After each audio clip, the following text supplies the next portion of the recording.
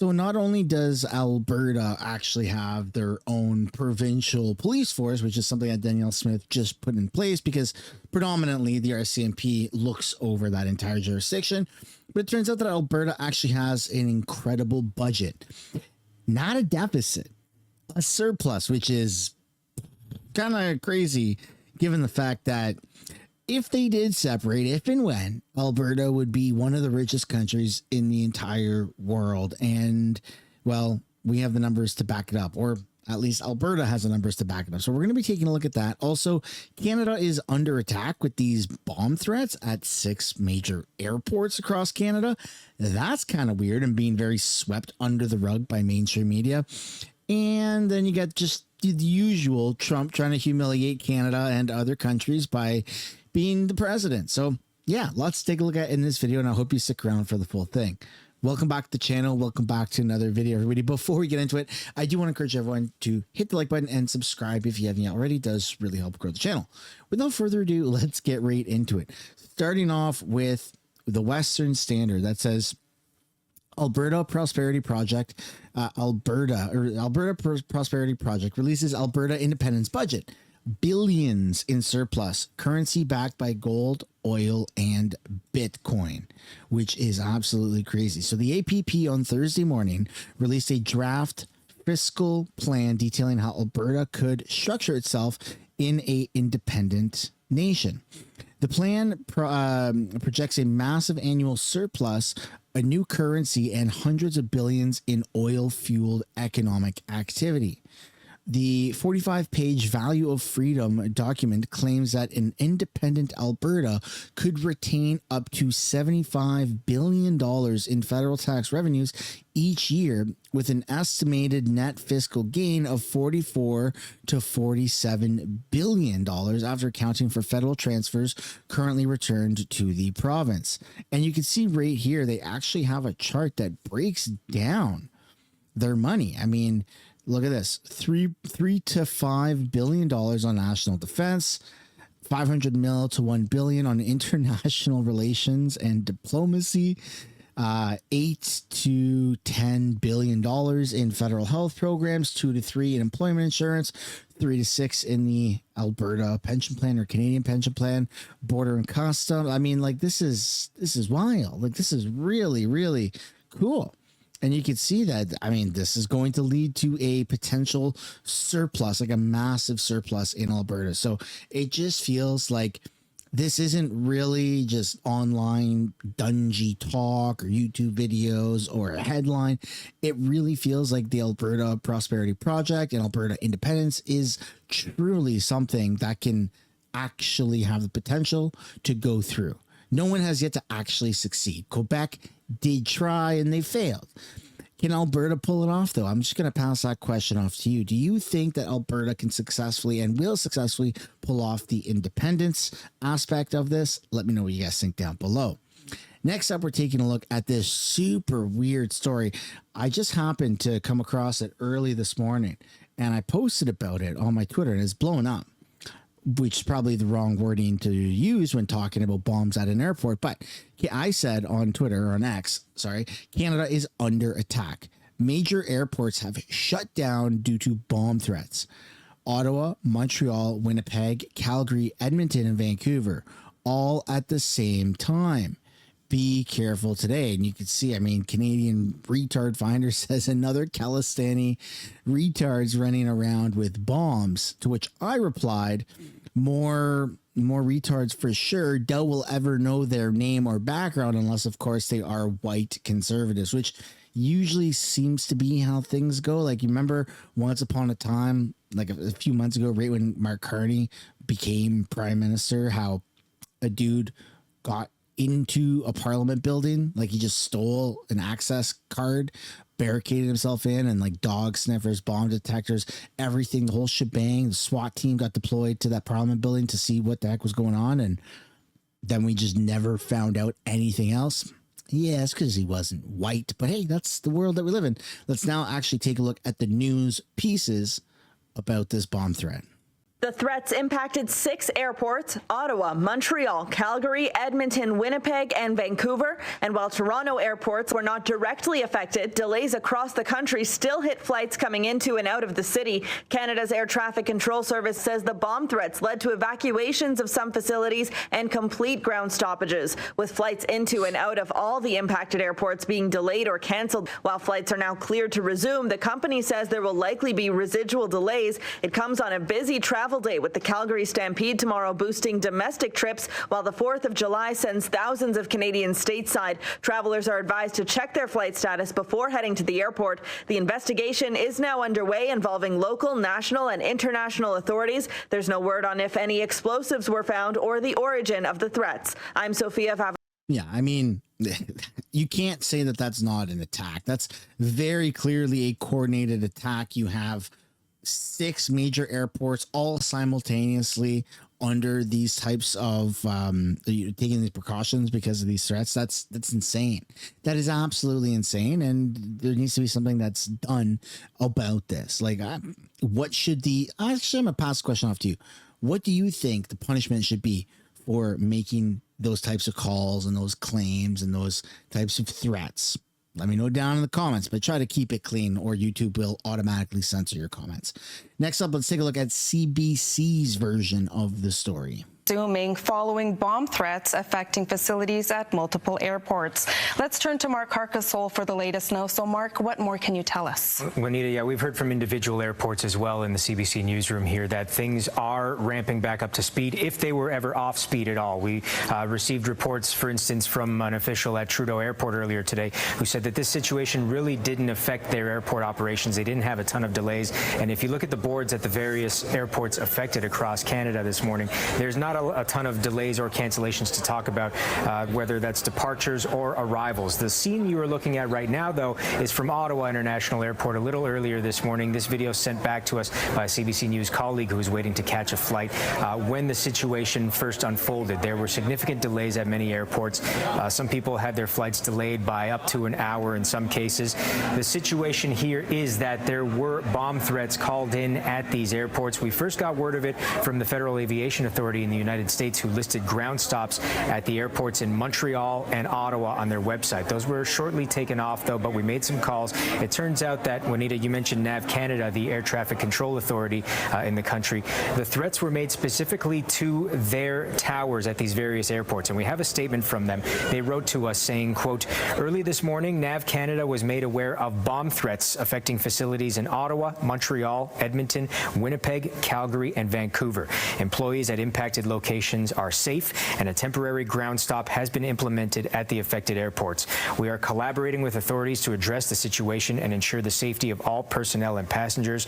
Travelers are advised to check directly with their airline for the latest updates, as delays may occur." So that is the advice right now, is to check with your airline, check with the airport ahead of time. It sounds like any delays that did exist are rapidly dissolving, but you should still check ahead anyway. Important to note, while police in these various jurisdictions are still investigating, at this point, as far as we know, there have been no explosives discovered, anything like that. This appears to be just a threat.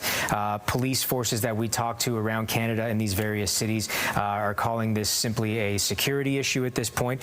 They are all still investigating. We have not heard about any claims of responsibility, any arrests or anything like that at this point. But the good news is that it seems as though there's the all clear at these navigational towers, these air traffic control towers at all of these airports, and things seem to be ramping back up to speed, if not there already. Okay, so there you go. I mean, the threat was, you know, a prank call, an email, whatever it was, but it's important to take them as actual threats. And I say that I view this as an actual attack, because it is. An attack doesn't come in the form of violence. It doesn't come in the form of, you know, something coming to fruition. It comes through intimidation tactics like this. And this is wild. 6 major airports in Canada, the amount of money that has been put aside that will never be recovered because of the stoppages that our infrastructure had to take, and our security had to, you know, go through these investigations to figure out what the heck happened. I mean, that's insane. That's not the normal Canada. I don't know what is going on, but it feels like we are overrun with a bunch of bad actors that just do this stuff, and this is becoming the new normal. It's disgusting.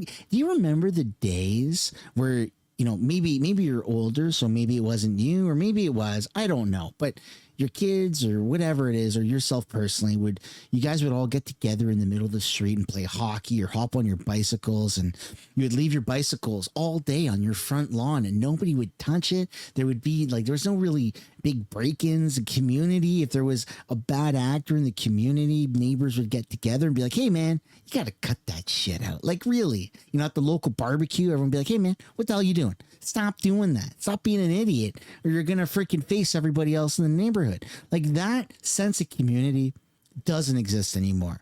So when you have our prime minister make claims such as Muslim values or Canadian values, I don't like that. It feels like our identity is being intertwined with other diversity things and quotas that our leaders are trying to do. They're trying to water down what Canadian values are. I don't like it. I don't like it at all. And I hate seeing stuff like this. And I hate seeing people not take this seriously, because yeah, sure, this time it was just a prank call or an email or an empty threat. But what about next time? You know, that's all I'm going to say. What about the next time? Is it actually just going to be something that is a fake, or is it going to be real? I don't really want to find out. So kudos to the security, kudos to, law enforcement, first responders, everyone who attended the scene and is trying to get to the bottom of this and hold those accountable, because they deserve to be criminally charged for actually doing that. Next up, we're going to take a look at President Donald Trump. Well, the fact that he likes humiliating countries. And this interview by CBC is with a former NAFTA negotiator. So we're actually going to get to hear a little bit of the ins and outs of Trump and his negotiations. The auto industry is one of the hardest hit by President Trump's trade war with Canada. While the U.S. is back at the negotiating table this week, Canada is just one of the countries vying for Washington's attention. Today, the president announced a new agreement with Vietnam, and officials say more deals and more tariffs are imminent. I would expect that we have a number of deals that are announced next week. The discussions that we have been having with the White House is that there will be some level of tariffs that are imposed if countries have not come back to us with trade deals that facilitate us moving along with the negotiations. So, is Canada one of the countries that's poised for a breakthrough on a deal? Canada has experienced striking deals with the U.S. during negotiations for the original NAFTA in the 90s. John Weeks was Canada's chief negotiator. John Weeks, thank you for making the time. Thank you very much for having me. This raft of deals that the U.S. is suggesting it might be ready to sign, how do you think that is going to impact Canada's quest to get this bigger economic and security deal? Well, I think Trump seems to be dealing with everybody on a bilateral basis. So I think we need to keep in focus what it is that we want.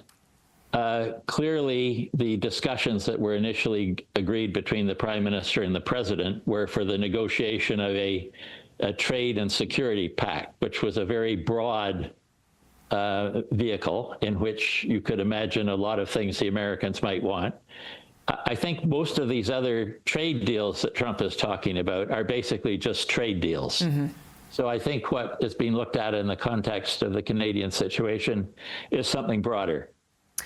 Obviously, the element that has attracted so much attention in terms of the Canadian situation over the course of the last few days was Donald Trump's decision to call off negotiations over the digital services tax. Canada agreed to rescind that tax to get back to the table. What do you think this tells us about, as Donald Trump put it, who has the cards here? Well, I'm a bit surprised that we got into the situation we're in, because it's been pretty clear for a long time that the United States would be very unhappy if we started collecting the digital services tax in Canada. And so it's not really, I must say I was initially startled, but on reflection, I wasn't all that surprised at what Donald Trump did. And the fact that we're rescinding the tax, or I guess technically what we're doing is we've stopped collecting the tax. But the legislation, of course, is still there until Parliament decides otherwise. And the government has said that the Minister of Finance will be bringing forth legislation, but I assume that's in the context of a satisfactory outcome of the negotiations with the United States on trade issues, and in the context also of the broader security pact. For the United States to be happy and satisfied with any trade negotiations, it's going to hurt Canada. There's no other way to put it, but it's going to be more favorable for them and less favorable for us. It doesn't matter how many elbows up promises there are. That's just what's going to happen. And to be honest, I've said this before and I'll say it again. I do think that these trade negotiations should eventually evolve into something where the American economy and American products are more intertwined in Canada, such as having American telephone companies being able to operate in Canada to help add more competition to the market. Because right now there's very little competition in Canadian market. A lot of companies have these massive monopolies, not just with cellular devices and internet, but also with our banks. Bring in some American banking systems into Canada. Like, it should be more intertwined. That's all. That's my personal opinion. But again, I have my bias. I would just like to see that take place as part of the trade negotiations, which is, I'm not pulling that out of thin air. That's actually something that the president himself has said in previous talks, that, hey, why aren't these things even there? You know, they got Chinese banks. Canada's got Chinese banks, but they don't have American banks, which is, again, a very sad reality. I wonder, I mean, we know so little about what's happening at the negotiating table, and I suppose that's by design. We don't truly know if, as the White House officials put it, Canada caved, that's their choice of words, and made this exchange just to get back to the table, or if something else happened. But what we do know is that the digital services tax was supposed to bring in a bunch of money, about $2 billion in immediate revenue. What, does this make Canada look weak to say no to all of that money? Well, of course, I'm